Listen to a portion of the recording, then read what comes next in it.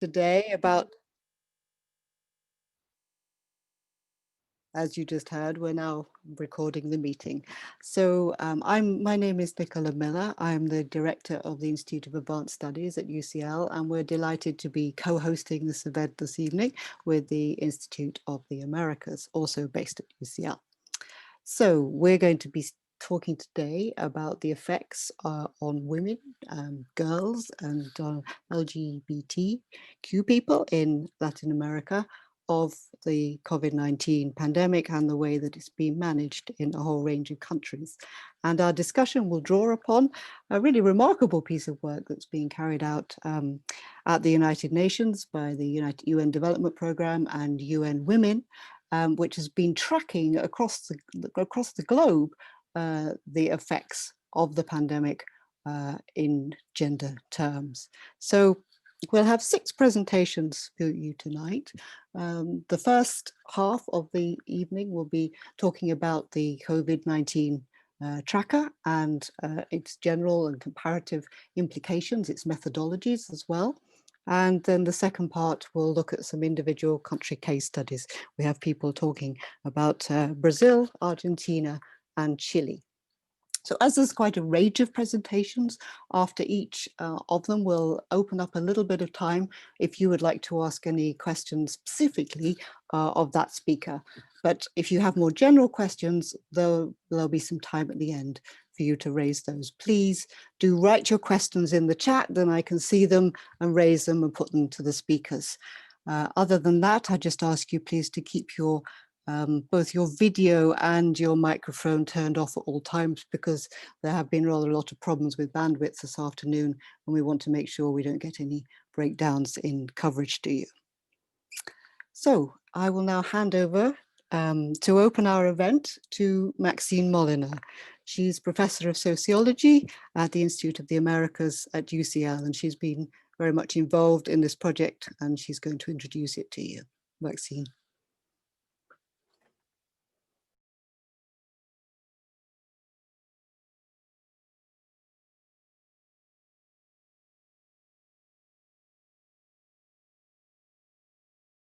You're on mute, I think, Maxine. Sorry. I shouldn't have been. Okay, thank you, Silke. Thanks so much, Nicola, and hello, everyone. I'm going to give a little bit of background to this discussion, but before that, I want to say how delighted I am that the Institute of the Americas at UCL and the Institute of Advanced Studies are able to host this great event to launch the COVID gender policy tracker created by UN Women and UNDP. It's a tremendously important development, and I congratulate Silke and Constanza and their colleagues for their hard work in getting such an enormous amount of data together on government policy responses. Not an easy matter at the best of times. To some background then, as is well known, the Latin American and Caribbean region has been very hard hit by the health crisis created by the COVID pandemic. Almost 500,000 people have died, and infection rates are out of control in a range of countries despite early lockdowns in some. The hardest hit are Brazil with 166,000 dead, Mexico with almost 100,000. The next group, Argentina, Peru, and Colombia, all have around 35,000 dead. These are terrifying figures, and you can go down the list and see how seriously individual countries are on the various sites that display this data. The economic and social effects of the pandemic are also extremely worrying, with many of the gains in poverty reduction and human rights over recent decades disappearing or threatened. Latin American societies suffer from very marked inequalities, and the region's economies were not doing well economically before the pandemic, and regional health and education systems left much to be desired. Current UN projections for most states across the region are of negative growth rates and high debt repayments for many years to come, which means that existing social deficits will remain unaddressed at best, and in many cases will increase. Turning to the gender dimensions of the crisis, well, we know a fair amount about the gendered effects of the pandemic and about how women are paying a particularly heavy price in income and job security intimate partner violence, greater pressures on the care economy, deteriorating access to health services, including, and importantly, those associated with fertility control. These trends are global as well as regional, but there is less discussion about the reasons why women are so vulnerable to these effects, and especially about what policy measures are necessary to respond to them. Now, Latin America has a comparatively good record on women's rights in the so-called Global South. And thanks to active women's movements and women-friendly policymakers, there has been significant progress on several fronts. Family law, political representation, feminicide law are examples, but a critical foundation of gender inequality remains relatively unassailed, namely the social division of labor, which assigns women to the roles of primary carer and homemaker, while in the labor force, their work lacks the status, pay, and recognition of men's.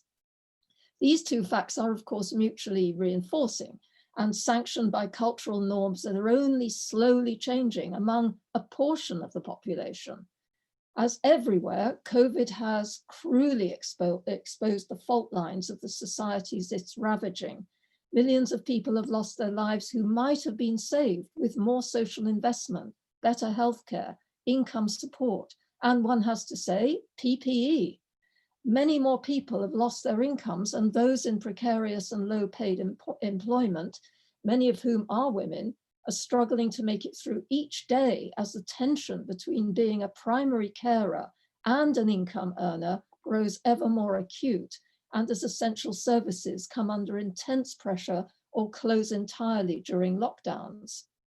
As the COVID gender tracker shows, Latin American governments are responding, if unevenly, to some of these effects, sometimes under pressure from active women's movements, some of which are also doing invaluable grassroots work within communities, whether to keep services open, offer hotline support for domestic violence, or distribute basic essentials, including the day after pill to women in need. A question that we do not yet have firm answers to is why some governments have responded with women-friendly policies and others have not. And there are many surprises in the mix that are not entirely to do with resources. Success is, however, often due to states having well-established, securely institutionalized commitments to gender equality agendas, often pushed through by female politicians in alliance with women's movements and other civil society actors.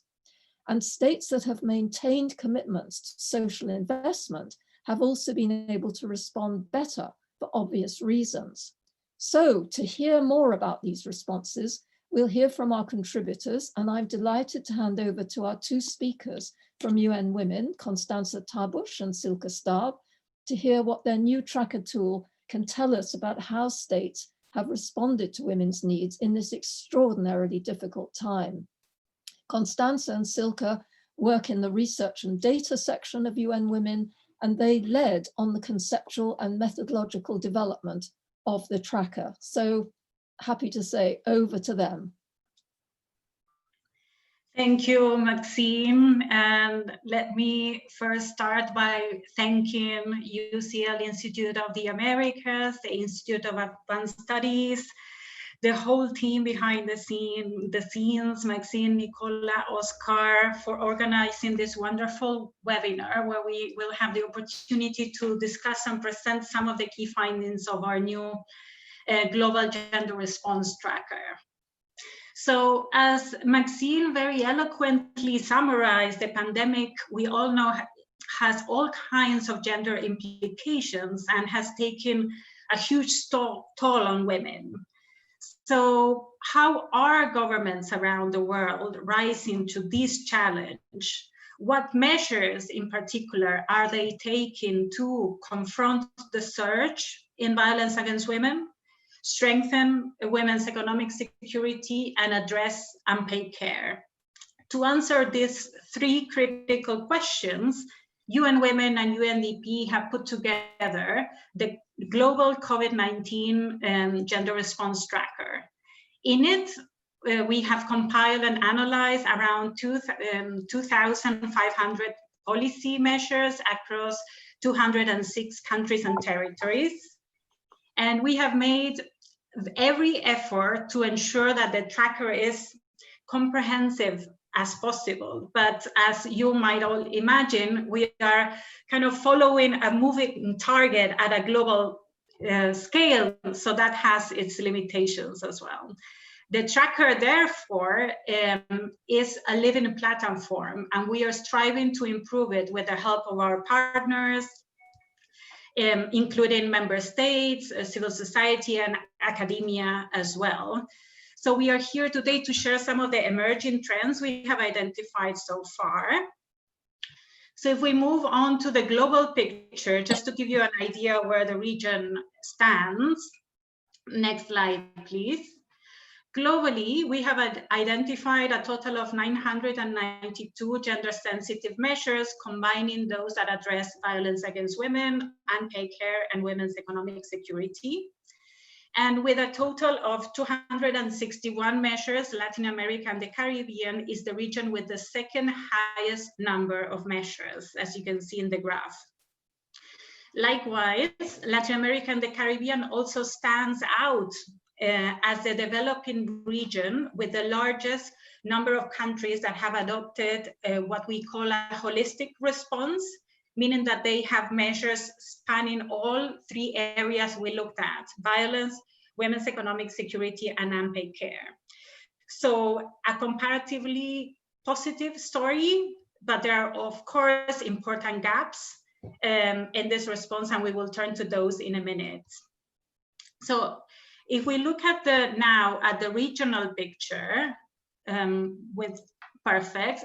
So we'll look at the composition of the gender response within the region. So out of the 261 gender-sensitive measures taken across 33 countries in the region, more than 2/3 focus on stepping up action on violence against women. And this is heartening, and also, as Maxine noted, likely a reflection of the long-standing and strong advocacy of women's movements on this issue. In comparison, as you can see in the graph, fewer efforts have been identified that target women's economic security or address unpaid care, with 61 and 23 measures respectively. And this is an important gap that we will turn to in a minute.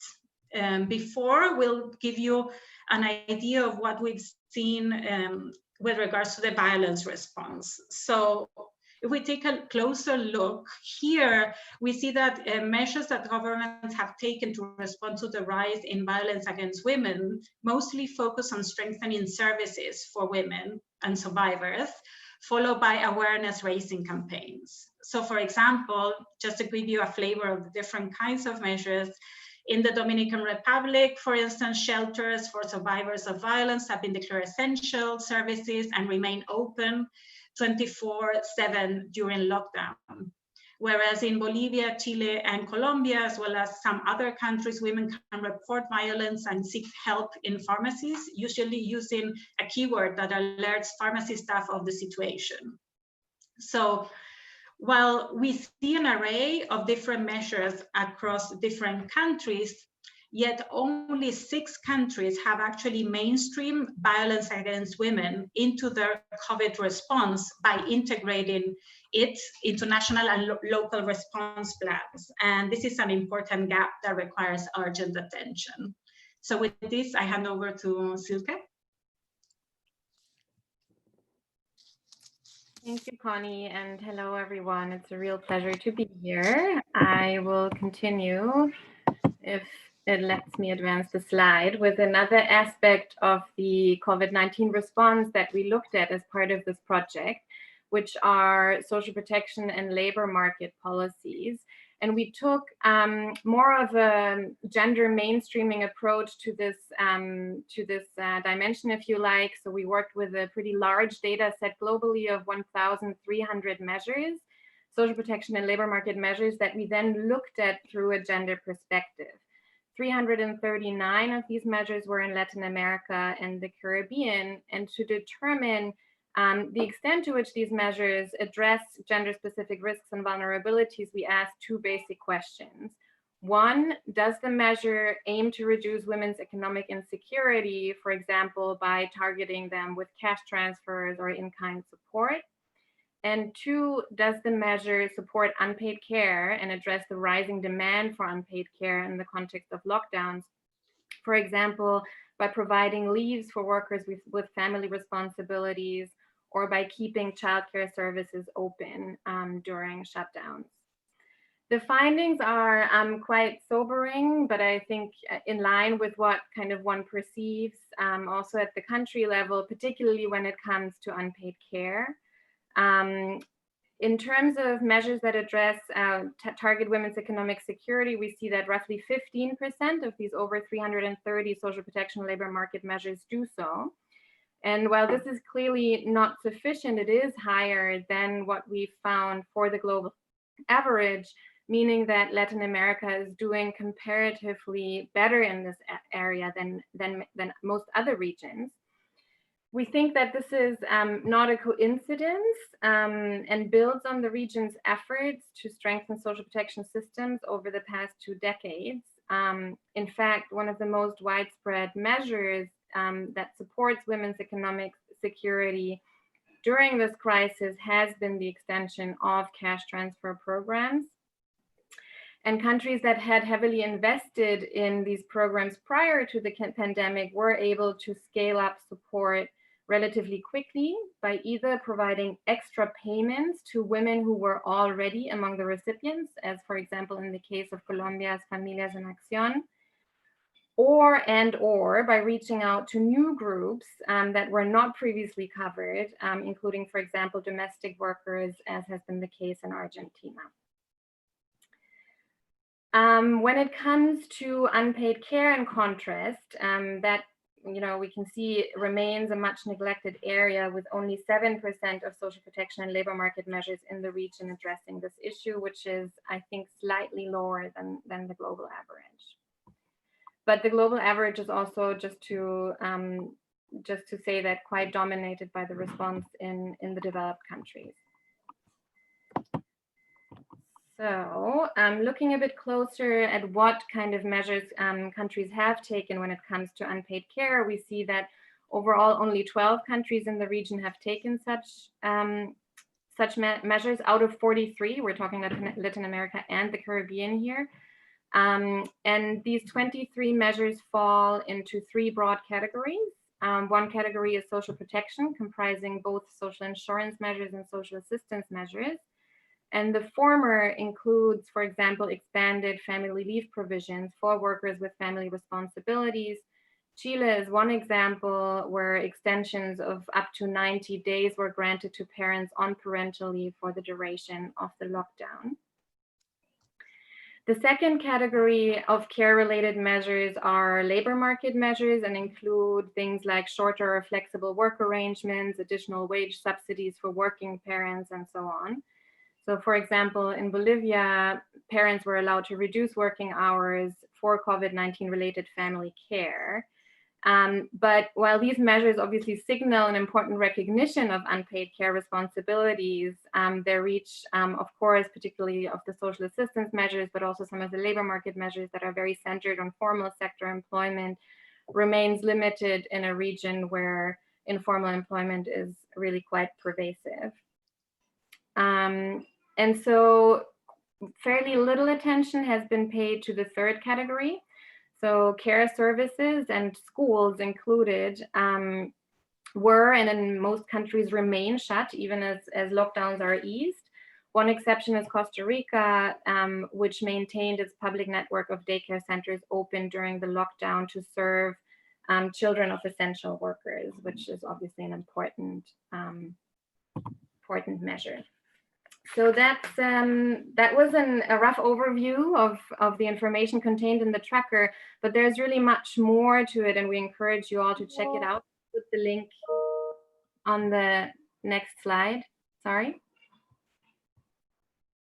I had an interference. We also believe that the tracker holds important potential for further research and analysis, and so wanted to end with 3 ideas along these lines. First, the tracker looks at announced policy measures that are implemented, but analyzes them on a policy design level. But we know that many programs that look good on paper then run into difficulties during implementation. So, for example, they may not be adequately funded, and there are often also bottlenecks and unintended consequences in delivery.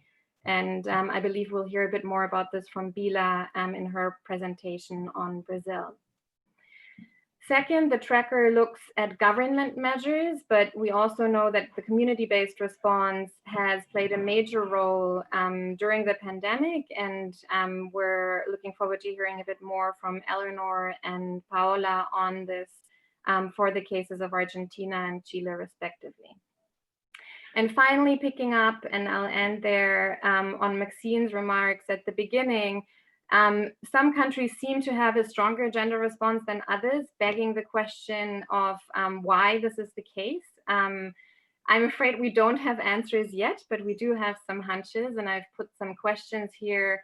Does government ideology matter, for example? Does women's presence in decision-making make a difference? And if so, in which institutions?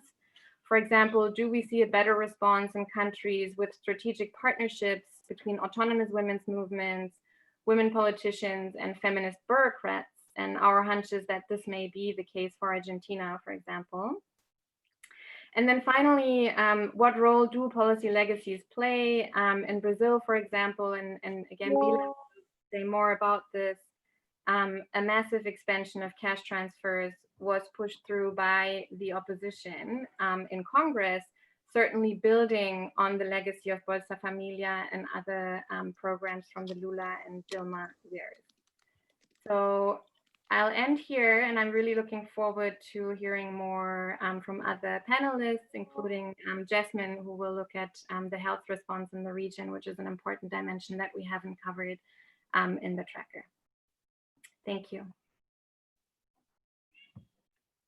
Thank you very much, Constanza and Silke, for that great introduction to the tracker. You can see if you open the chat that Constanza's kindly put in the links for you, so you can go and look for yourself at some of their findings.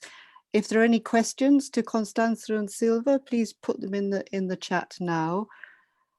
One thing I was wondering particularly, I don't know if you can answer this, but you broke down the Latin American and Caribbean data by the different areas of policy, violence and security and unpaid care. But I was also wondering how the policies are distributed across different countries, whether there's a few countries that have a high number of gender sensitive policies and other countries that have very few, or whether it's fairly evenly distributed across the region.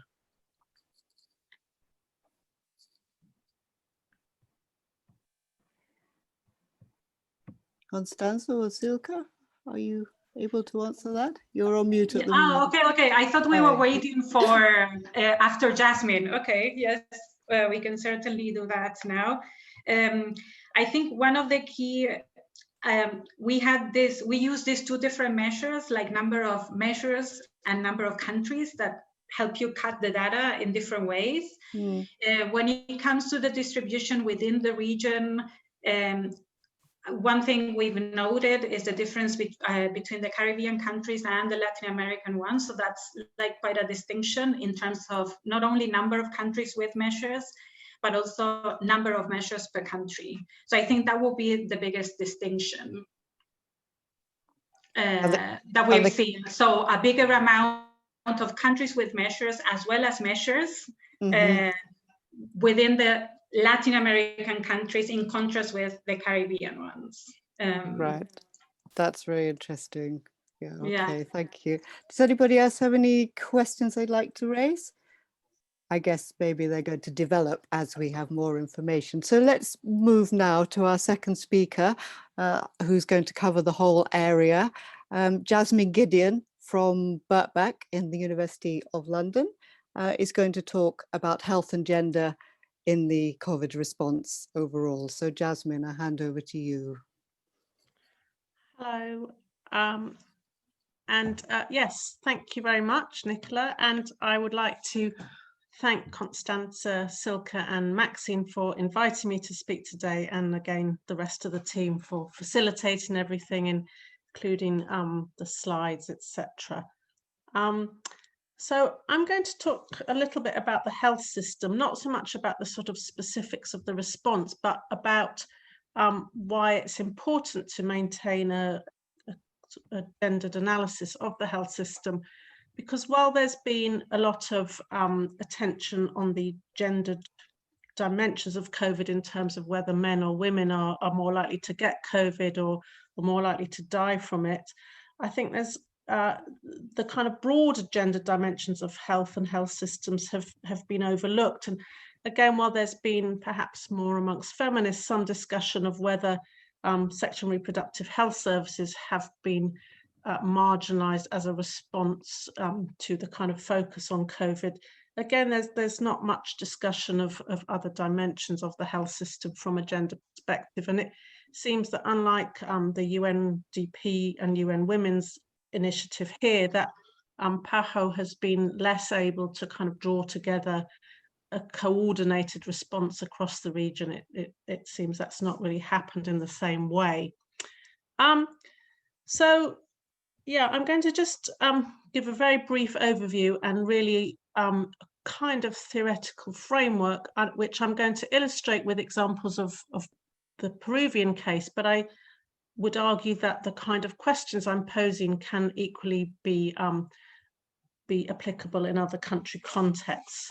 So could I have the next slide, please? So I'm arguing that, you know, we can draw parallels across the region because there are parallels in the kind of health systems in most of the region, that these are health systems characterized by segmentation and fragmentation, as in you have this public and private system working side by side, but not necessarily interconnected.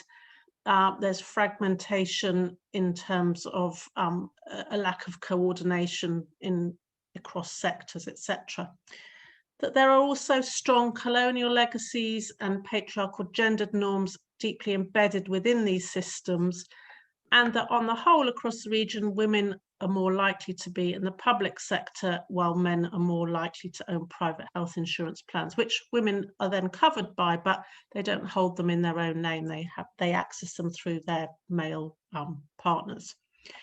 The health sector is a very female intensive sector in terms of employment. So 73% of staff employed across the region's health sectors are women, but also out-of-pocket payments. So payments that people make from their own households on health is very high. So 34% of total health spending across the region comes from out-of-pocket payments. And I'll come back to this later on. And as I said, I'm going to illustrate my argument with examples from Peru. So next slide, please.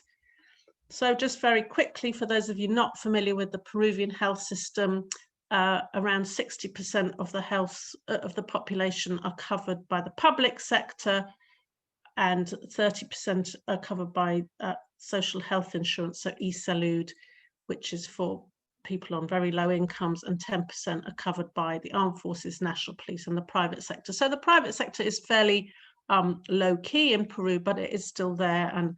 And I think in terms of the kind of the fragmentation and who gets access to what in the context of COVID, there are very kind of marked differences between the two sectors. But what's important, and moving on to the next slide, please, is that in this context, that women are much more likely to be in SIS, so the social health insurance, and men in e-salud, which is determined, access is determined by income. But again, as I've said already, there's a very strong gendered and racialized historical legacy in the health system, and in the Peruvian context, this is further aggravated by the civil conflict. And this is evident in the health and in health outcomes, but the health system. And this plays out in terms of access to and experiences of healthcare that are shaped by social identity, particularly gender, race, class, age, and locality. And again, in Peru, we know that rural health systems are incredibly underdeveloped in comparison to urban systems. And again, over for summer in the UK. In the media here, we saw lots of images coming out of the Peruvian Amazon region and the kind of stark inequalities that were happening amongst populations there. And again, I'm sure people are familiar with these kind of issues. And so very much kind of framed around ethnicity, race, etc. And that we know that it's frequently women and racialized women that are most likely to lack access. And even when they do have access, they are frequently poorly treated within health systems. And again, evidence suggests that women rather than men are more likely to be sort of seen as indigenous in terms of the way they're treated by healthcare professionals. And this kind of frames the way in which they experience the health system. And of course, in the context of COVID, that's extremely important. Okay, next slide, please. Again, pre-COVID, the health system in Peru was already highly extremely fragile. For example, research from a state analysis in 2018 highlighted that 43% of health facilities in the research did not have sufficient human resources. And one of the issues in Peru is because a lot of attention had been given to meeting the MDGs and the SDGs, that a lot of investment has gone into improving maternal and child health, which is of course a very important field, but at the expense of other aspects of health. And so what you see is that there are a large number of doctors and nurses who work in that specific field, but not in other areas. So other areas of the health system are incredibly under-resourced. And again, I think, in the context of COVID, these kind of inequalities are very starkly evident. Okay, next slide, please. So more specifically, from a gender perspective, one of the key issues is that the health sector itself is a very highly gendered structure. There's a very gendered hierarchy in the health sector in Peru. And I think, again, this is commonly found not just in Latin America, but across the world. But in the Peruvian case, 74% of physicians were male, older, more experienced, and more likely to be trained in a clinical speciality, whereas the majority of nursing staff are female, and only 8% of nursing staff in Peru are male. And again, evidence shows that there's a significant gender gap in wages in the health sector, and even the few female doctors that there are, few health professionals, they have less access to training and other non-monetary benefits compared to men. And even though there has been a professionalization of nursing, gender gaps in education mean that women are less likely to be highly educated than men. And there's also a class and racialized dimension to this. So again, this has implications for those moving into areas of specialism, for example. And again, in the private sector in particular, there's large numbers of nursing auxiliaries, but again, these tend to be predominantly female, less educated and less well paid. And again, Maxine and Silke and Connie have already raised the issue about access to PPE, but also, many of these women working in the health sector are also mothers, carers for their own families, and the kind of cost of this in terms of unpaid care is clearly significant. And that within the health system, female nurses are already much more likely to multitask compared to male health professionals, and that it's sort of seen as part of women's ability to do all this work. And again, there's evidence coming out that female nurses, and again, not just in Peru, but more broadly, are more likely to suffer stress. And particularly, of course, these kind of issues are highly exacerbated in the context of COVID. Next slide, please. And I think it's important that we also look at households, not just as consumers of care, which I'll talk about in a moment, but as producers of healthcare. So coming back to this issue of unpaid care work that has already been raised, we know about the gender division of labour within households, and evidence from Peru shows very clearly that women rather than men take prime responsibility for unpaid care work. I should add that these time use studies, this data here is pre-COVID. So I think, again, we need to kind of look and question the data and, you know, what might it look like now in the context of COVID when schools continue to be closed, et cetera, et cetera. And again, we know there's variations between income groups, and low income women do most of the unpaid care work. And in a Peruvian context, hospitals have been refusing to accept older COVID patients. So again, this raises the question of, you know, who's looking after these people, and presumably that burden falls on women in particular. So again, increasing their unpaid care work. And again, you know, this has got implications for women regardless of what sector they work in. But, you know, in the context of COVID, it's particularly important to think about those women working in the health sector who are also taking on greater unpaid care work burdens in the home. And of course, significant divides in terms of rural and urban areas, in terms of access to social infrastructure, including clean water. So again, other means of stressing the amount of time pressure placed on women to be able to perform their unpaid care work in the context of COVID. Next slide, please. And again, it's important to think of households as consumers of healthcare. So we know that Peru is a country where the informal economy is very significant. And again, it's a very female-intensive sector. 73% of Peruvians are located in the informal economy, or were pre-COVID. But women are much more likely to have informal work compared to men.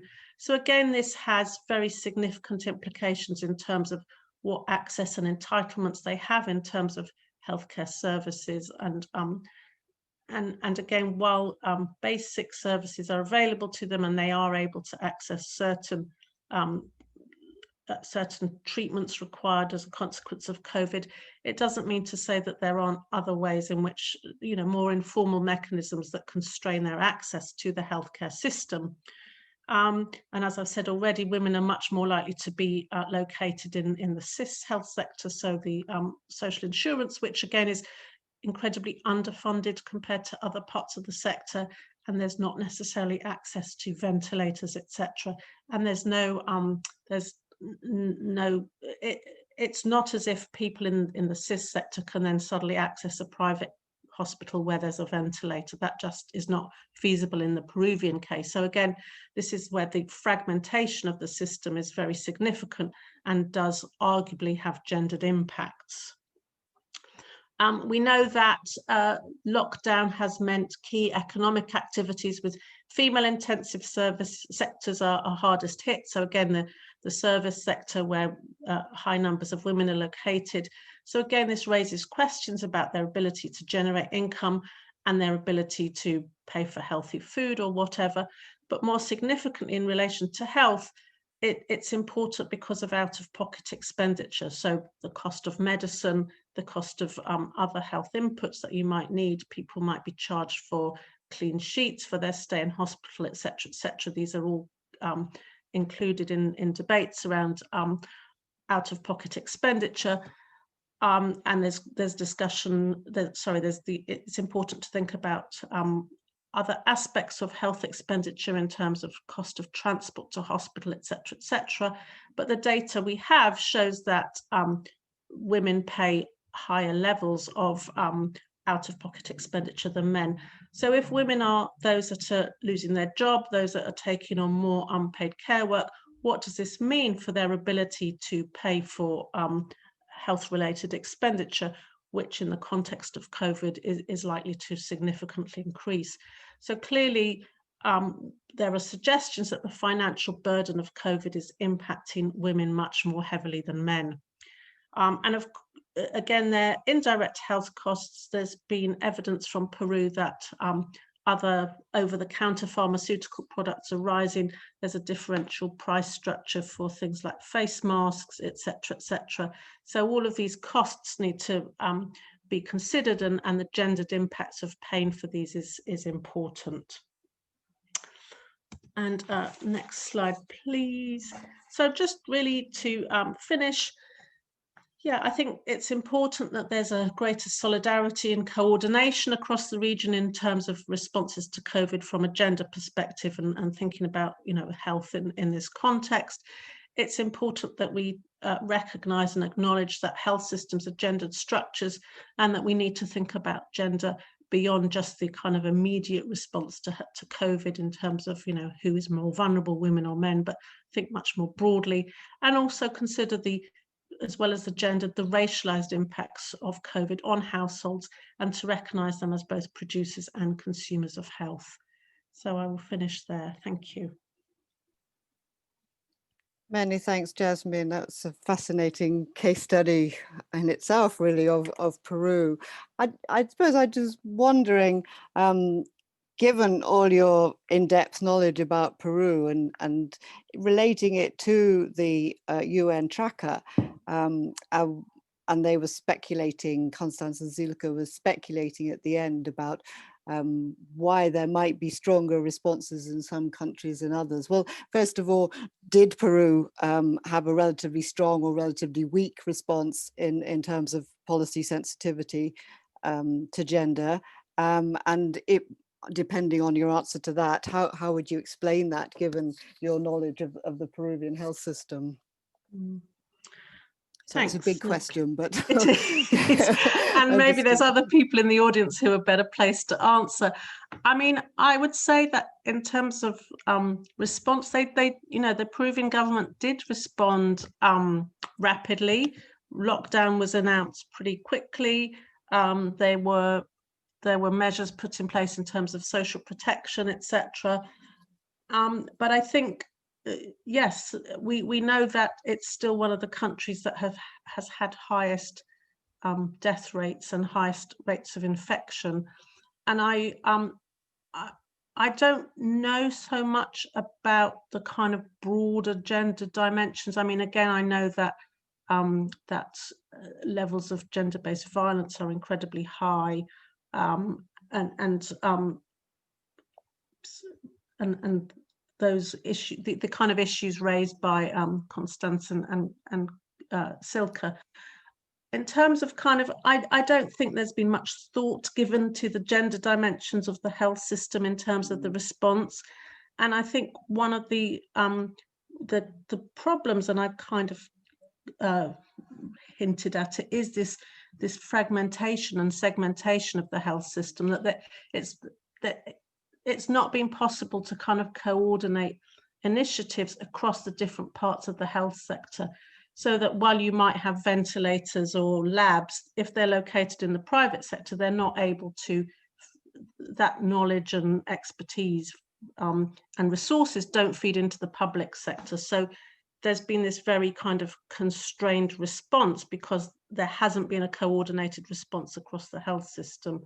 And so so I think this is one of the big things, and this work comes out of a project I've been working on with several colleagues in Peru. And I think what we've argued is that because so much attention was given to meeting the SDGs and ensuring universal access, which has happened arguably through the CIS, but it's only access to certain kinds of services. And again, it doesn't really address issues like the quality of care and the marginalization of Indigenous women, for example, that you know, those kind of informal barriers that people face in terms of accessing care haven't been taken into account. And I suppose they're the kind of things that are not necessarily captured in the data. So again, I suppose that raises questions, which I think Silke did allude to, you know, in terms of having a tracker, you know, what gets missed and what, you know, what hides behind the data, what kinds of inequalities are there? Because again, Peru scores quite well on health indicators, but I think, yeah, they do hide a lot of inequalities within the country, particularly the rural-urban inequalities, and the way that Indigenous women are highly marginalized within, you know, even within the rural versus urban divide. Right. I suspect that that last very good point of yours about all these informal barriers and what a tracker can't pick up is going to come up in the next country case studies. So I don't see any other questions in the chat line at the moment. So I guess everyone's saving them up for the end. So many thanks, Jasmine. A fascinating presentation. So we'll turn now to 3 country case studies, starting off with Brazil. And this is going to be presented by Bila Sorj, who is a full professor at the Federal University of Rio de Janeiro. So Bila, over to you.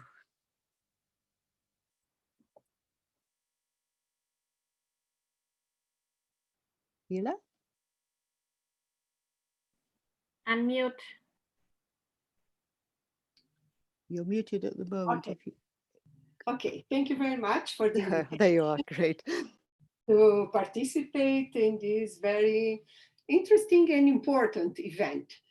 I think I'm not able to answer the questions Silke raised, but I suppose I can indicate some clues. I will focus my talk on the emergency aid program, which is a cash transfer program aiming at tackling the disruptive economic effect of the pandemic on the most vulnerable part of the population. The program directly affected women because they are overrepresented in the vulnerable segment and because some of its measures are directly gender sensitive.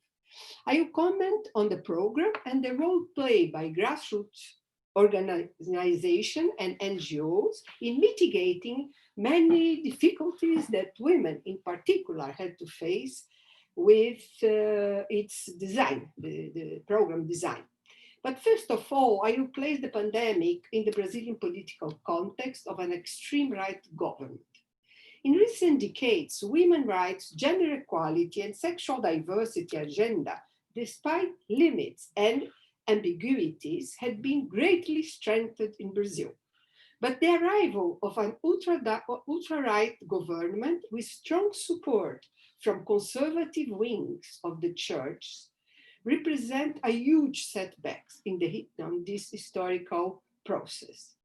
In his inauguration speech, Bolsonaro stated that combating the gender ideology will be among his priorities. The sexual and the gender agenda was resignified by government officers as part of strengthening a naturalized notion of family, gender, and its hierarchies. The category of family as a safe space in the face of social and economic instability is often mobilized by the government discourse. It is in this political scenario that the health crisis emerged. The president's response was negationist, minimizing its seriousness and combating social isolation. Using a misogynist vocabulary, he reinforced stigmas and justified domestic violence. Commenting on the increase of gender violence, he stated, I quote, there is women being beaten at home. Why is this? At home, there is a lack of bread. Everyone fights and nobody is right. How does it end? You have to work, my God in heavens. It is a crime to work. To neutralize the president's irresponsible attitude, the Supreme Court granted that decision on social isolation, like suspension of schools activity, stores closure, cultural and sports activity, among others, should be taken at state and municipal levels. The fear of a social upheaval, and in order to stimulate the economy, the Ministry of Economy created an emergency aid program. Bolsonaro sought to limit the amount to be received by the beneficiary, but the Congress pushed it to a much higher level. In fact, the emergency aid became a pragmatic opportunity to the president to increase his popularity, particularly in the north and northeast of the country, the strongholds of the Workers' Party. Unlike the Bolsa Familia program, which target the population in extreme poverty, the emergency aid included informal workers, unemployed, autonomous, and micro entrepreneurs. Around 30 million Brazilian households, that is 43% of the total, received the emergency aid in June. It is an important increase in Bolsa Familia coverture, which target around 40% of the household in 2019. Almost half of Brazilian population lives in household in which at least one person has received the emergency aid. The criteria to apply to the emergency aid include to be at least 18 years old, except for adolescent mothers to whom there is no age limit, and having no access to other social security benefits, except for the Bolsa Familia. For those who received the Bolsa Familia, it was given the option to be transferred to the new program. This is extremely advantageous since the emergency aid value is 3 times higher than the average monthly payment of the Bolsa Familia. There is also an income threshold to apply for the aid. The family per capita income should be up to half minimum wage, and a totally family income up to 3 minimum wages.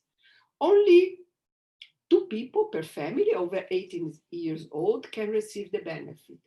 Emergency aid is a gender and maternity sensitive program, not in the sense of Bolsa Familia, where mother, head of family with children had preference to receive the payment, but in terms of the amount received. Even mother, heads of the household under 18 years old receive twice the amount. In this sense, the aid is pro-women, pro-mother, and pro-child as well. Initially, it was planned to provide 3 monthly installments of 600 reais, that is around $110. However, in July, a 4th and 5th installment were authorized. On September, the federal government announced the payment of 4 more installments, but halved the value to 300 reais until the end of 2020. What will come after that is not yet known, but several proposals are under discussion for 2021. One of the most remarkable results of the emergency aid was the significant reduction of poverty and social inequality that reached its lowest historical level.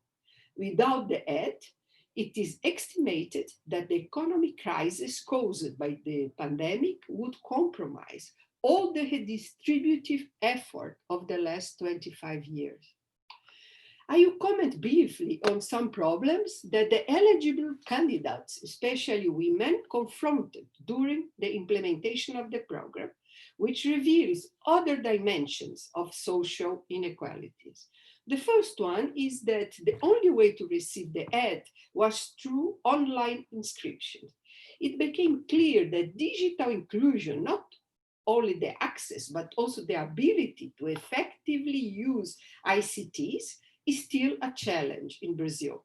In 2019, 74% of Brazilians make effective use of internet, and this number is a bit higher among men. Among the illiterate, however, only 16% had access to internet. Among those earning less than a minimum wage, the level of access is 61%. The second question is that a large part of the population do not have bank accounts. Unbanked people represent 20% of Brazilian adult population. They are, for the most part, the poorest population, women, and Black people. In the face of this shortage, the federal government had to make cash withdrawal possible, but the result was the opposite of what was intended with the isolation policy. Crowds of people piled up in long queues at bank branches. Women need to leave their children, when feasible, under the care of others and endure the displacement and long waiting time, subjecting to contracting COVID. Third, many women did suffer moral and physical violence for questioning the children's father for misusing the documents of their children. Many fathers register their children with whom they do not cohabit as members of their household in order to decrease their per capita income, a way to defraud the system. So mothers were not able to receive the aid with the double amount. Many fathers as well failed to pay alimony under the argument that the women will receive emergency aid in double, and therefore they are exempted from this obligation. A variety of cultural, social, and religious grassroots organizations and NGOs, composed mainly by women, had an important role in supporting residents in community to remotely filling out the electronic register, the distribution of basic food baskets, sanitation kits, monitoring the disease and mortality, making and distributing homemade masks, socializing information, and making pressure on the state as well. In some cities like São Paulo, government created a basic income program for street vendors. This experience reveals the potential for collective action in these territories. To finalize, let me say that besides the huge impact in reducing poverty and social inequality, the emergency aid raised the discussion on social inequality to a new level. It fostered a public debate on the need to create a permanent basic income program in the country. This proposal, until now voiced only by groups with limited representation, had gained great political support. In July, the Congress launched a parliamentary network in defense of basic income. More than 1/3 of the total members of the Congress participated in it. It mobilized as well the civil society. The movement called the Basic Income We Want counts with more than 250 civil society organizations and has been campaigning for the implementation of a permanent basic income program. The future of this debate and the design of this proposal will have obviously depends, let's say, on political forces, interests, and pressures from different groups. The future of a more inclusive social policy to reduce poverty and inequality is still open in Brazil. Thank you. Thank you so much, Bila. Fascinating discussion of Brazil. Thank you. Well, again, I see no questions appearing in the chat line, so I think let us turn to our next case study, which is on Argentina. And I'd like to invite Eleonor Faur, who is a professor at the National University of San Martin in Argentina, to talk to you about that. Thank you very much. Thank you very much for this invitation. I feel very honored to share this webinar with some very nice professors and colleagues of my, in my personal history. So my presentation will focus on some other actors, alternative actors out from the state government policies, and especially on grassroots organization and women working at community care sector, I would call it like that. So in Argentina, as in most of the region, the deterioration of the population living conditions was a process that preceded the pandemic, but it was intensified in the context of COVID-19. According to UNICEF, since the isolation measures were taken, 60% of households saw their income decreased. The loss of incomes was higher for those who receive cash transfer, that is the most vulnerable population. The Argentinian government reacted very rapidly in search of protect jobs, incomes, and food securities, both for formal employees and for vulnerable population. According to the UN Gender Tracker, 44 measures were put in place very rapidly, as I said, and most of them were gender sensitive. This relates not only to the socio-democratic government that took over in December 2019, but also with a lot of women and feminist women taking part into the new government. However, although 35% of all households received some sort of income or cash transfer or other food support mechanism, almost half of poor households stopped consuming certain foods during these periods. Now, who sustained the critical situation of the low-income sectors? As in many other cases crises that we previously had, women from communities sustain all these crises through grassroots work. Let me share with you some findings of a recent study that I made together with Karina Brovelli for UNDP, ECLAC, and the Ministry of Women, Gender and Diversity. So in this study, we looked at two sectors of community care. One was childhood development centers, and the other one was community eateries or kitchens. So both are mainly run by women who sustain the well-being of members and households of the communities of which these women are usually part.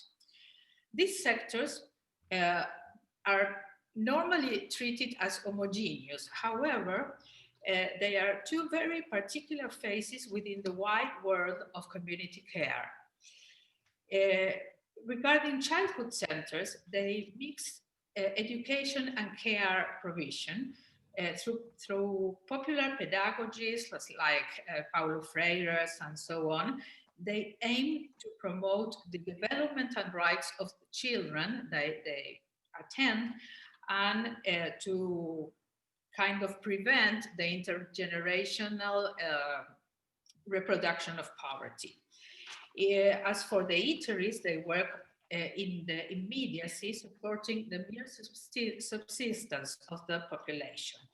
They both have different paths, experiences, capacities, and knowledge. Now, during the COVID crisis, communitary creches could not receive children, so they focused in the sustainability of food security, pedagogical continuity, and social bonds. Meanwhile, their workers had to take care of their own health, of course, so they organized work shifts that accepted those who are most vulnerable from attending. Food was guaranteed not only for registered children and adolescents, but also for their families and even for people from the neighborhood without prior contact with the centers.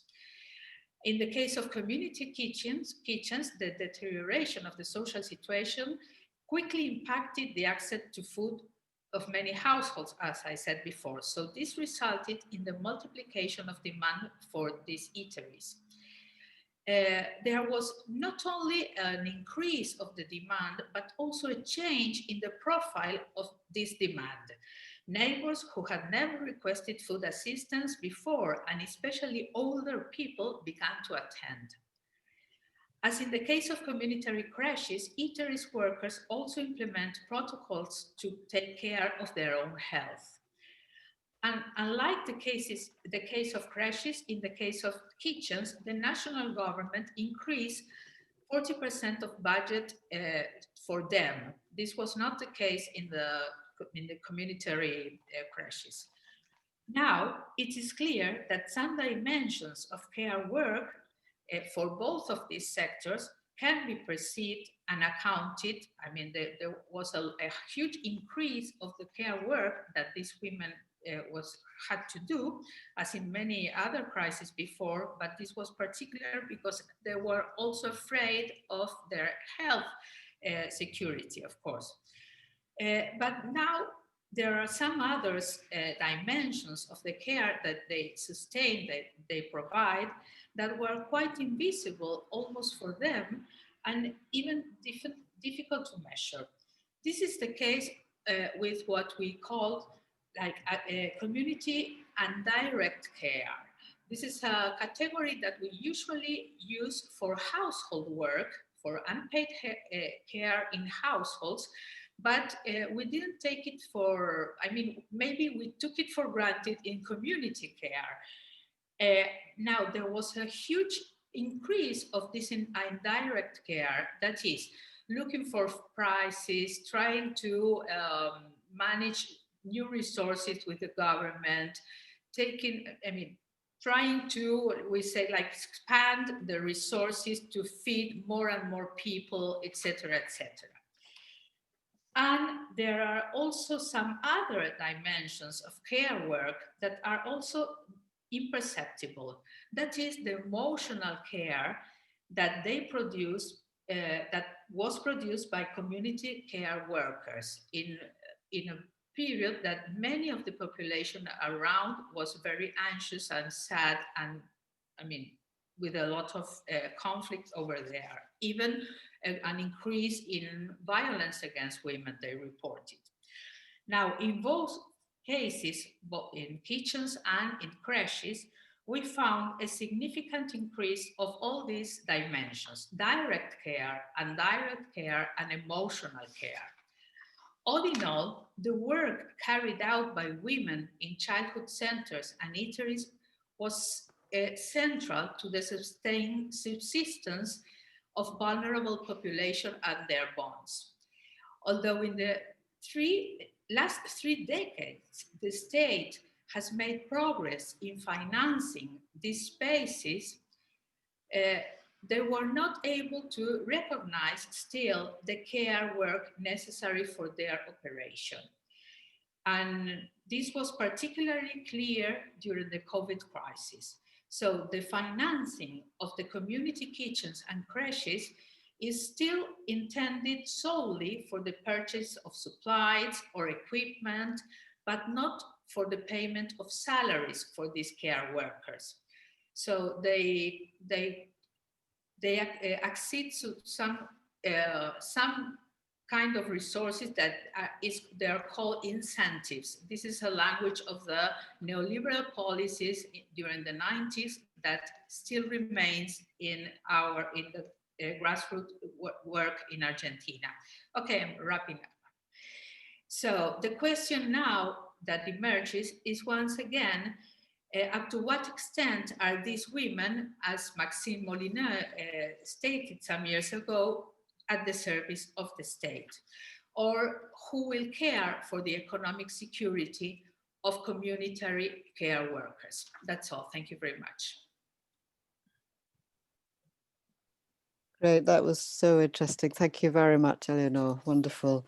And then now we move to our final speaker, talking to us about what happened in Chile, Paola Jirón from the University of Chile, where she's associate professor there. Paola. Thank you, Nicola, and thank you for the invitation.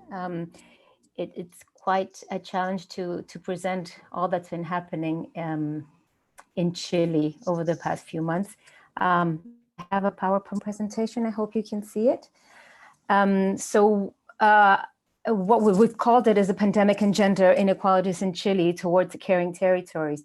I think it's very important to understand what's been happening in Chile over the past year. Since October last year, we've had quite an important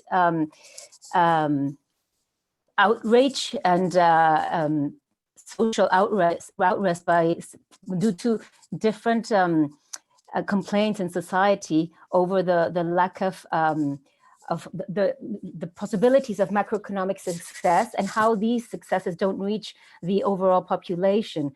So people demanding better pensions, salaries, health, education, housing, transport, a lot of gender inequalities, and a lot of repression has been going on, and respect for human rights. So in the context of a lot of social outrage by Chilean population, we reach the pandemic in quite a weak situation in terms of government support and what's been happening in the country. The positive part of the outbreak was that many of the organizations that were previously dismembered began to join again. So pandemic exacerbates the existing inequality that we have, despite Chile being a country that is seen as quite successful within the region. What we see is that COVID has had a very negative impact on different dimensions of women's everyday life, including isolation, violence, working hours, employment, care work, and psychosocial conditions overall. We're currently in Chile, we've just approved the possibility of changing our constitution. So there's a lot of discussion going on in the country that has to do with how do we change our constitutions, how do we improve society, and how do we reach the right of care. That's one of the things that we would like to look at. So there have been a lot of measures and policies that have been implemented in terms of pre and postnatal permission extension, flexibility for remote work for public servants, for instance, food provision in certain public establishments, the delivery of food boxes in lower income areas, credit facilities for micro enterprises, minimal and emergency income programs, employment insurance reinforcement, and some rental housing subsidies.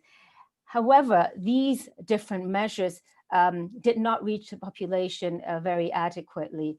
For instance, we have these images of food boxes distribution. It took a lot of time. They came quite late. They came in around July, August, and it took a long time for these boxes to be delivered individually. And this, in terms of what's happening in Chile, these kind of measures seem to be quite paternalistic and assistantialistic towards population. In terms of care, what we saw was increase in care work during the pandemic. The different surveys that have been taken during pandemic, because 63% of people mention an increase in time in care chores. There's an echo. I'm sorry.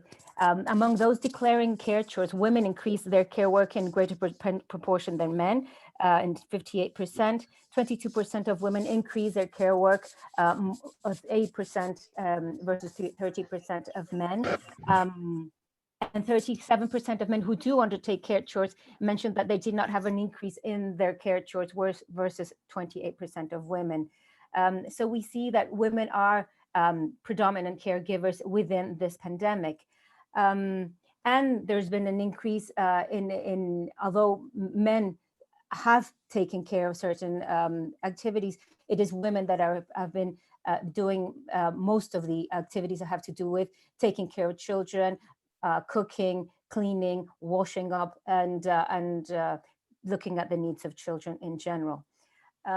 We saw an increase in the calls and attentions for violence towards women, and starting from March, there was an increase in 125% of calls for orientation towards violence, increasing anxiety and stress due to confinement, greatly, mainly by women, and increase in unemployment for women and men. Chile experience we currently have 30% of informal employment. And what we saw was that because we have this large number of people that work in the informal sector, people have to continue moving despite the lockdown measures. So what we see here in this map, this area here are where higher income groups are located. And that's where effective lockdown took place. But in the rest of the city, this is the city of Santiago, what we saw was that people had to continue moving, mainly people with more precarious contracts and employment. So although we did have quite strict measures of lockdown, what we effectively saw was that there were a lot of people that continued to move throughout the city. And you could see we carried out various virtual ethnographies during this time. We saw a lot of people moving and therefore a lot of people getting sick. What we also saw was that because the measures that were implemented by the government were not prompt in times, what we started seeing was communal pots of food. That's very common in Chile, and they took place and throughout Latin America, but these took place during dictatorship in Chile, and there was a revival during this time. So we had over 400 of these communal pots within the country, and also all the gathering points where food and basic goods were gathered by the communities and communal organizations and community organizations throughout the country. So we started seeing measures that were supported by communities and where the government had no basic role in it. So we started seeing things that we had not seen before for at least 30 years in our country, in various places, in various cities, and in various ways, and mainly women taking care of these communal pots throughout the country.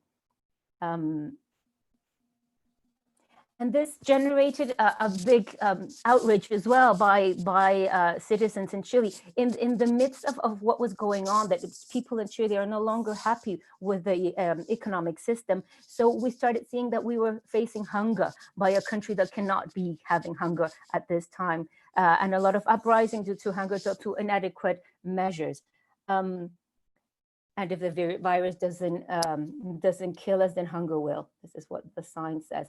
And also, many of the measures that were implemented were privatized or were done by private companies or private measures that individuals had to resolve on their own. Unemployment insurance was financed by the own workers. So what we saw in terms of the measures that were implemented, and I think it's quite useful to see the tracking system, the tracker that actually informs what types of measures were implemented or were planned, but not necessarily the way they were implemented. The measures were austere, despite the possibilities that Chile has in terms of funding. There was a mere relocation of funds. There wasn't much more extra funding put in place in all the measures that were implemented. They were insufficient to the amount of unemployment and hunger that was taking place. They were late. Many of them started being implemented 2 or 3 or 4 months after the pandemic started. They were cumbersome in terms of implementation, as they were mentioned in the case of Brazil. They required people having accounts and internet, and people had to go to the places for many of the measures to start being taking place. They were uncoordinated. The health measures were not really coordinated with the transport measures, or many of these were not localized with the districts where the people lived. They were deterritorialized, meaning that many of the measures were seen basically from a health perspective or an economic perspective, and not necessarily related to where people were actually living and how they were living on an everyday basis. They were also centralized. All the measures were taken in Santiago and not throughout the country. They were individualized, meaning that many of the measures were catered towards individuals and not towards communities. And that meant that many of the measures that actually did work had to be brought about by communities themselves. And they were also targeted to those that were employed and not to the unemployed or those that were self-employed or in the informal sector. So the government had centered on self-care, and lockdowns were implemented on an individual approach and not collectively. There was an incapacity to visualize the consequence of the implemented policies on an everyday basis on women. Schools were closed, and that meant that women particularly had to take care of children and on all the issues, that had to do with violence, sexual and reproductive rights, interruption of resources, and social and family and community networks were completely closed down. And mental health issues were not addressed until much later in the pandemic. There was an absence of support toward collective initiatives, something that historically had been very relevant in Chile, were completely ignored. And there was an absence in participation in design and implementation of measures, meaning that the state had ignored the suggestions from national and international organisms to incorporate gender approaches in sanitary response. What we had was an individual response. For instance, we were able to access our pension funds and remove at the first time 10% of our pension funds in order to access or to be able to deal with the crisis. In terms of collective care, what we saw was that it was individual and collective actions have been identified in the context of crisis. Some organizations created during this social outbreak that I mentioned in 2019 were later reoriented during pandemic. So many of the groups that were formed using their WhatsApp application were able to coordinate a lot of the food provision and care in collective and community areas, including gathering and distribution of food and other basic items, popular pots, purchasing together, taking care of the elderly and their medications, and different community support in precarious conditions. So what we see is the need in order to incorporate and strengthen the needs and the rights of women, particularly in terms of care and sustaining life. To establish the rights of care. This is in the context that during the following year, we will be elaborating a new constitution in Chile. So most of these issues are things that we want to be present in the discussion of what's happening, will be happening in Chile in terms of basic universal income for caretakers and pension mechanisms, intergenerational education in matters of care, public policies that are designed for diverse care situations, the management and supervision of national care plans, short-term measures in terms of at least having a national survey of the people that are dependent in dependency situations, and also for caretakers, short-term caretaking, implementing mental and physical health programs, training in care and promoting rights approach and autonomy for persons under dependency.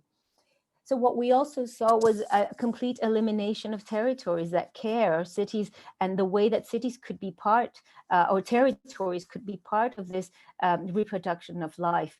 So the elements that we think that have to be paramount in terms of care in the next wave of pandemic that we will be reaching in the following months, at least in the Southern Cone, is how to incorporate other practices of care, not just the care of children, but other practices of care that have to do with the reproduction of life in terms of food provision, for instance, or recycling or garbage disposal. What are the places of care that we need to start looking at? The materiality of care, on how people are able to move about the city, and the various subjects of care, and how do we start looking at mobility of care and the consequences of the large proportion of population that will continue to move during the following year while this pandemic is taking place. So what we'd like to think about for the future is how to continue positioning care as a work that needs to be paid for and as a social right. How do we start thinking of a creation of a universal care system, similar to what's happening in other countries like Uruguay, for instance? How to deepen policies that strengthen care actions oriented towards community and social fabric versus this individual way that Chilean government is looking at solutions or at measures for COVID, in prioritizing care issues for the reproduction of life above economic growth. Most of the measures have either been very sick people, oriented towards people that are already sick, and towards promoting economic growth, and not necessarily about taking care of its population. And we see the need to really incorporate a multi-sectoral approach and not just having each sector work individually, and also how to territorialize care. So those are the issues that are happening in Chile. I think the future in terms of our constitution and how whole discussion will come about is quite important, and how women and care issues have to be put in the center of the discussion in our country. Thank you. Thank you so much, Paola. It's a wonderfully complex situation, but you summarized it for us beautifully. Thank you. So we do have some time left for questions, if those of you would like to stay on a bit, and the invitation is open to put them in the chat. One question that's come up from one of the members of the audience, she's wondering how the gender tracker can include issues of implementation and effectiveness. And that possibly could make it an even more powerful tool of transformative social change, she's suggesting. So perhaps Constanza or Silke, first of all, you'd like to respond to that question about whether you think it's possible to try and monitor effectiveness.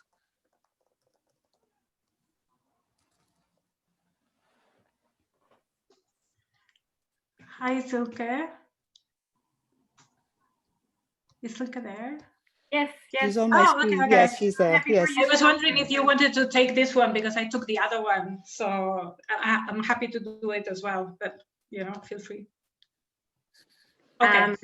Sure. No, go ahead. And I can add if there's anything to add. Okay, perfect. So thank you, Jelke, for that question. That is something we are grappling with at present, obviously, because it's a global tracker and we are a limited team. There's so much we can do with the little information available, but we are thinking of adding 2 implementation-related new kind of columns of information to the next updates of the tracker. The tracker will be updated quarterly, so we will have a next update at the beginning of January, where we are planning to include some information on where available the budget allocated to measures, gender-sensitive measures, as well as some idea. We are playing with 2 different ideas. Either if we can get a hold of the date of announcement and implementation to have that mirror over time, but if not, we will try and have the information, at least which measures were announced, which measures were implemented, and what is particularly important for us as well is which measures have been discontinued.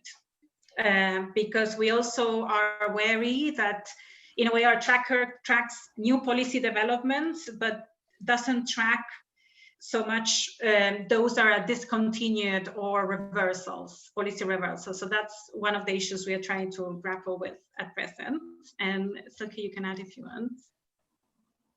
And maybe just to add a couple of other points that are related to the methodology and that we try to stress. So obviously we do look at number of measures, and sheer number is not everything. So one aspect I think that requires nuancing is the whole question of implementation and impact, but also the measures can be of very different scope.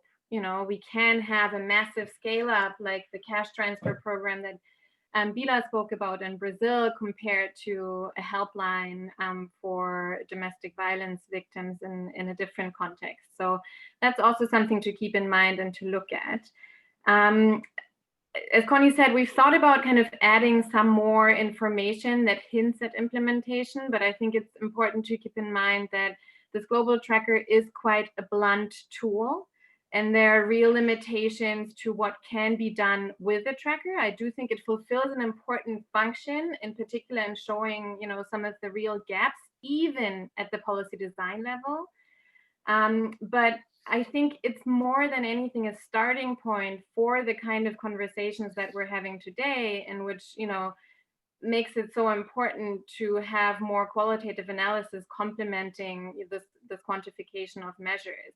So things like, the ones that Bila told us about the unintended consequences of some of these measures when they're implemented, like fathers staking claims on transfers for children that they don't cohabit with and so on, is just something that I think is very difficult to for a global tracker to accommodate. But I think we're definitely going to keep our eyes and ears open, and if people have ideas, and we'll also be looking for kind of doing some further case studies to kind of nuance and look at some of the complexities and how they play out on the ground. And I think we've had some really good ideas today already. Great, thanks. Yvette Hernandez has effectively two questions. Let's first of all take her specific question to Paola. Paola, Yvette asks if you could develop a little bit more your concept of territorializing care. Yes, it has to do with the way where is our care activities taking place. They don't always take place or only take place at home, but they take place I mean, in order for us to take our children to school or in order to do any of the activities of care, we have to move about the city. And most of the time, these activities or care issues are placeless, are not specific onto where these are taking place. With what happened in terms of COVID, most of it, they thought that the virus wasn't moving, and the virus moves along with people. So while people were moving, the virus was being transmitted. If the measures were only for people to stay put, and they didn't recognize that we need to go shopping for food, we need to go to the hospital, we need to move around, then all the issues of care are not taken care of.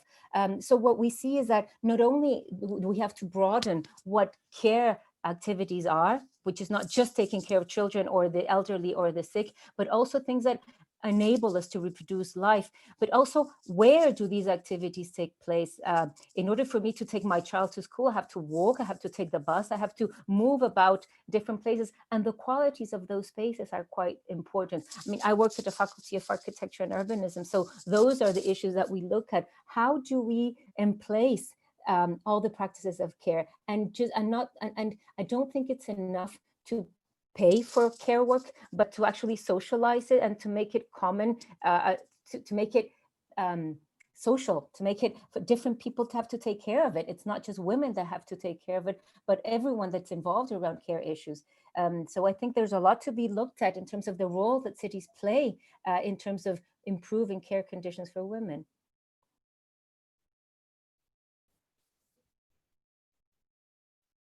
You're in mute, Nicola.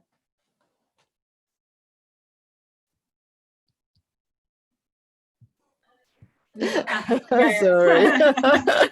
What I was saying was that just following on from what you were saying there, Paola, which I think is very interesting. It's almost like policymakers are looking in the wrong places when they're kind of designing their policies, or at least the situation on the ground is so complex and moving so fast that it's very difficult to kind of know how to target policies, and they're still thinking in units such as the household, which are perhaps not really where a lot of the key processes are happening. Anyway, let's move on to Yvette's broader question, which is a very interesting question about how different gender-oriented policies in response to COVID-19, how they articulate or not with grassroots feminist collective action. So I don't know, perhaps Eleonor, I think perhaps that responds particularly well to the kind of things you were talking about in Argentina. Perhaps you'd like to respond to that one first. Well, thank you. Well, actually, I'm not sure that there was a good match between women's collective action and the responses that government did in the case of Argentina. Nowadays, well, just in a few points nowadays this year, that is very, very important, but it's not really related to COVID-19. And I'm talking about the abortion law. We had a very enthusiastic movement and huge movement of that was aiming to make abortion legal in all cases for women in the country. You know that there are many few countries that has legal abortion in Latin America, and that's Uruguay, Cuba, the city of Mexico, and Guyana, I think. So, but in the context of COVID, the president had committed to present a project on abortion rights, and he, I mean, we had some times that it looks as if COVID was, I mean, took over this whole situation, and this project was not going to be presented. But last week, the president presented this project to the Congress. So we have a very good news around that. I mean, it's not discussed yet. It hasn't been discussed yet, but maybe we have good news around that. But in the cases that I analyzed, that was on community care, actually there was some advocacy movement of the proper women that was taking care, for instance, in the creches, on projects of law to recognize their work and social security and social protection. But this was not, still it's not recovered by the government. So I think there's a kind of parallel action between government and community women in this case of economic security, but not in sexual and reproductive rights, luckily. And also in violence against women, we had good examples of matching agendas. Very interesting. Would anybody else like to respond on that question?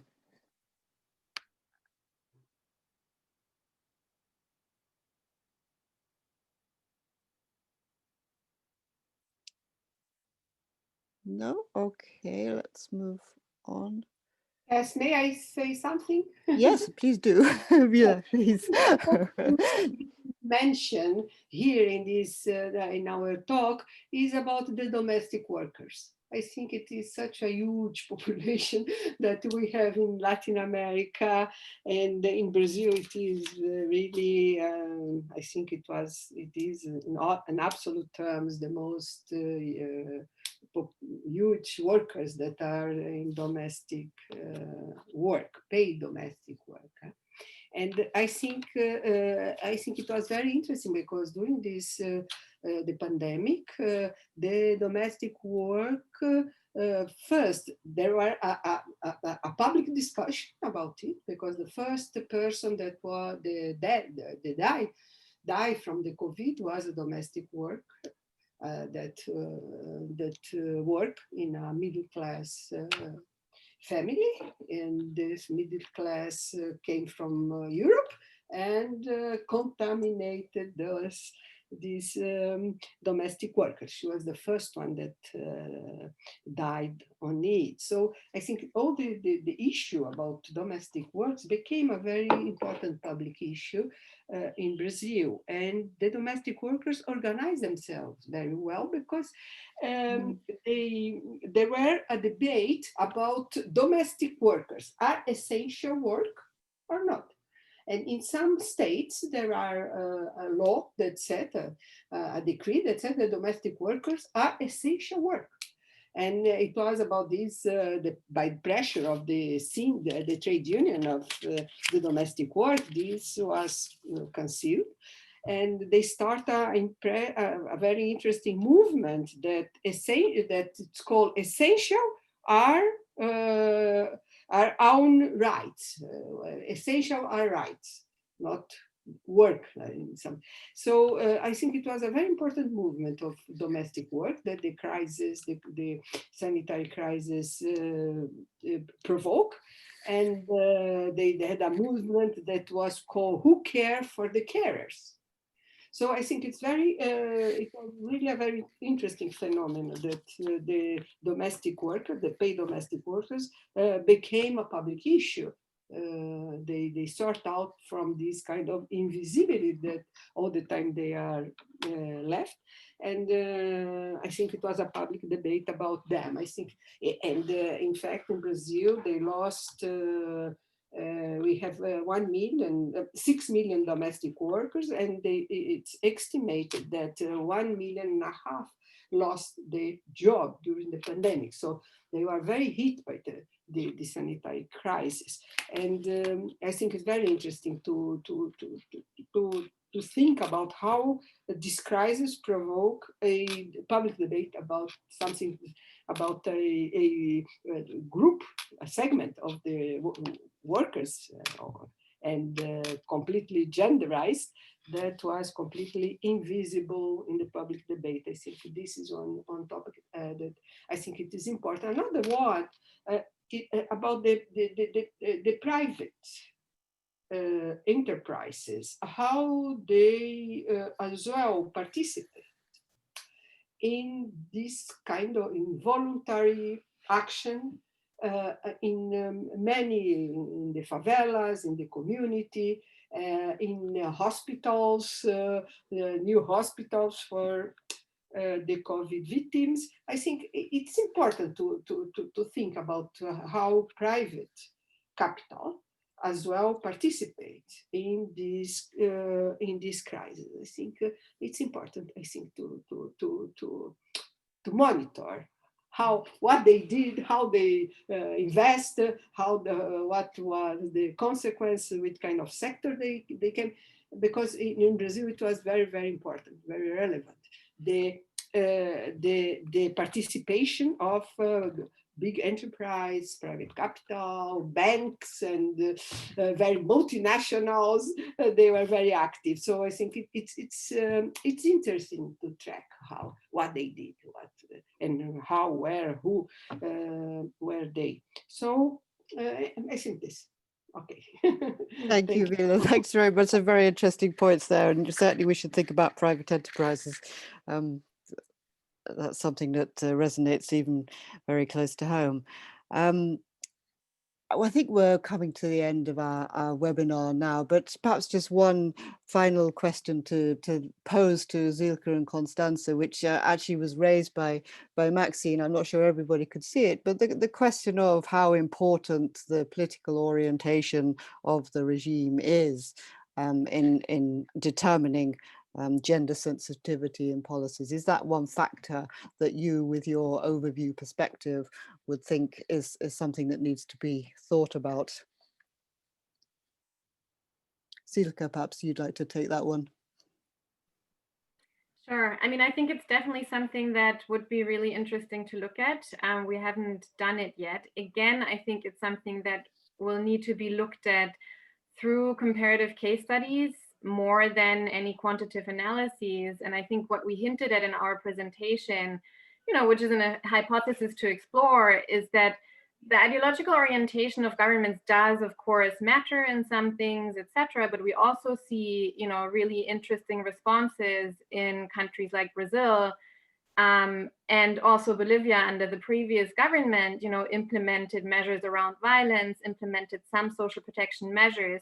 So is there also something to be said for, policy legacies that, and the state and the government not being a monolith, and either feminists still finding entry points in parts of the state to push certain agendas, or, Democrats or women in politics being able to build upon, previously enacted policies and political dynamics that they can mobilize in the pandemic. So I think, it's a question to explore, but we see interesting things in the tracker that that we think are really worth looking at a bit further. Thank you. Constanza, did you want to add anything to that, or you happy? You happy with that? Okay. Well, there's a few other questions still coming up in the chat, but I think probably we ought to bring our event to a close now. And in many ways, the questions that did eventually start to come once everybody got going show really how wonderful a stimulus this tracker has been to thinking about a very wide range of questions. I think. I mean, you described it, Silke or Constanza, I can't remember which, as a blunt instrument, but in many ways, I think it's not so much. I mean, I see what you mean, but there's a kind of clarity about what you've done that actually I think is really helpful for thinking about the wide range of other factors that are in play. Because I mean, one thing that struck me in the discussions that all of you have been giving is that, of course, there's the gap. There's always the gap between policy and implementation. But the process of making policy, of discussing policy, of mobilizing for or against policy in itself seems to be something that's really very revealing about wider factors in the whole situation. And I find it actually in many ways inspiring that from some of the evidence that's come across, it's the levels of community mobilization that seem to be another important factor in thinking about these differential outcomes. And also, I suppose, another thing that seems increasingly clear is that in many cases governments are kind of missing the mark in where they target their policy, but then there's a kind of community response that is kind of pushing back, and there's a real dynamic there which offers, I think, some hope for change despite all the very difficult and painful circumstances that we know about. So finally, thank you so much to everybody. It's been a hugely rich and enjoyable session. And I'm sure your tracker, Constanza and Silke, will stimulate many more such discussions. And we thank you very much for all the wonderful work you did in it. And we thank everybody for their responses. And thanks to the audience for your questions. Thank you. Thank you. Thank you. Thank you, Nicola. Thank you, everyone, participant panelists. Be great to have you all here. Yeah, thanks to everyone. Really terrific. Thank you.